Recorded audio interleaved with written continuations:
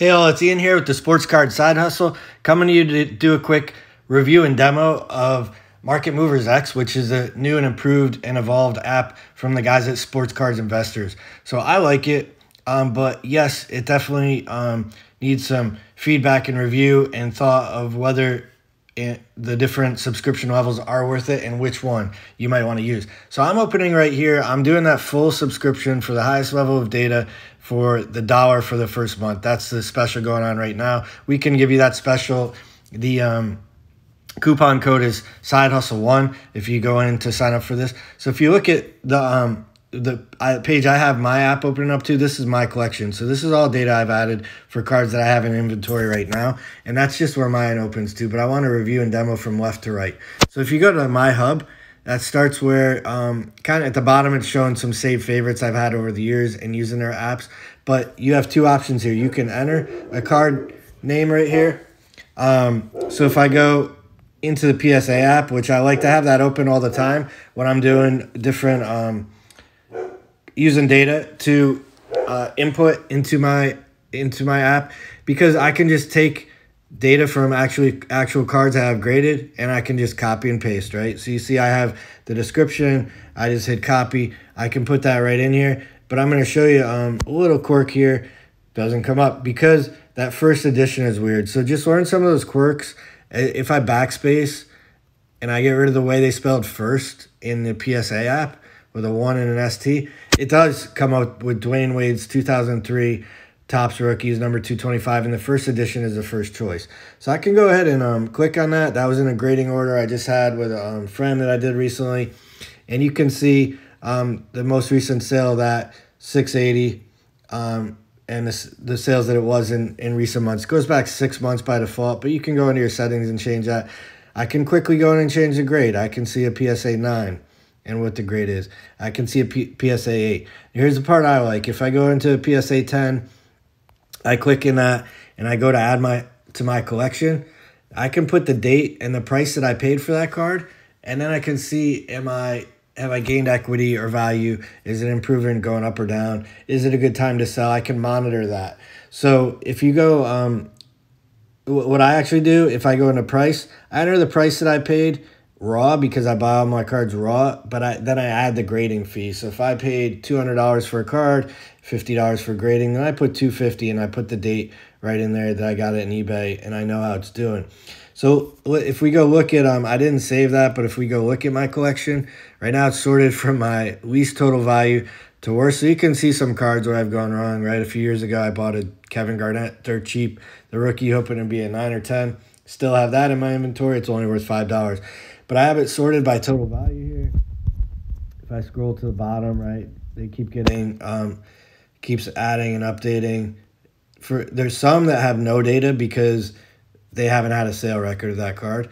Those will be $0. But then you see, yeah, I have like a Lionel Messi PSA 9 Kaboom right now. That's $18.75. Other cards that are in the 500s. But right next to it, it has my total paid. I can find the date when I open that card.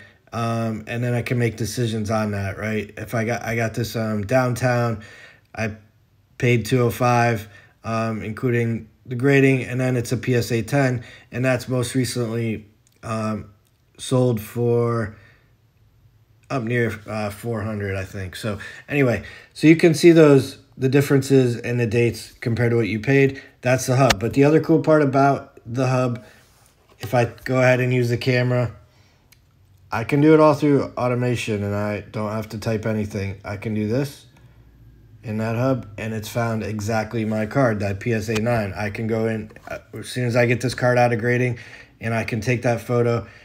I can go ahead and capture it, and I could add it to my collection, knowing that, okay, yeah, it's in my inventory, right? So that's a cool thing there. If you go, so that's kind of showed you the hub and how it works with my collection, how you can save all your data and track it there. You can see the total you paid for cards, the total value you have, and then that. But you can go in here and you could say, I want to find the cards that have the best net value right now from what I've paid to know those are the ones that maybe it's a good time to auction, right? So if I'm finding cards with the highest net or nets of a few hundred, sorry, takes a bit to load them and seems to not be sorting correctly. But you can go in that net value right there, and you can find, oh, sorry, the zeros are first and then the highest are next. So I can find, hey, I've got a net value of 1250. I've got a net value of 575 on the Kaboom. I bought multiple Kevin McNusson Sapphire editions, and they all graded PSA 10s, and those have good net value. So I can find those and identify them as they come in, as I take them out of grading, and capture them in here. You can then go into also the next button to the right is price movers. And I find different value in the different ways of sorting and filtering this data. So, you know, I have a number of cards on here, and that shows you Justin Herbert and Zion are at the top. Because if I go to price change, I find it a little misleading sometimes because I go find Bobby Dalbeck. Yes, he had some huge price change. That might be significant, but it might also be because it's shown he only had, you know, 2 cards sell 6 times during this period. Where if I go sort and filter by number of cards, look at that. During the last 7 days, Justin Herbert has 733 sales. Zion has 584 sales, and Joe Burrow 583. Jalen Hurts and John Moran up near the top as well. That's pretty significant, showing you that in just 7 days, you could tell who the biggest sales volumes are. And then you can see their price change with them if they're holding steady. At John Morant, the season getting ready to start, has over 400 sales, and just this week up 5%. So maybe people are starting to try to load up on him again. Then what I like here, you can go to deals, and you can search in deal filter and find the best deals. So let's go by, I don't like graded cards only. That's what it defaults to. I actually go for raw. You know, a lot of people know about this. So if that's filtered by grade. Yep. So let's just pick a Aaron Judge, right? Because he's big right now. And you can say, I'm going to apply Aaron Judge, and I'm going to find, I do have yes. Seemed like it didn't keep it.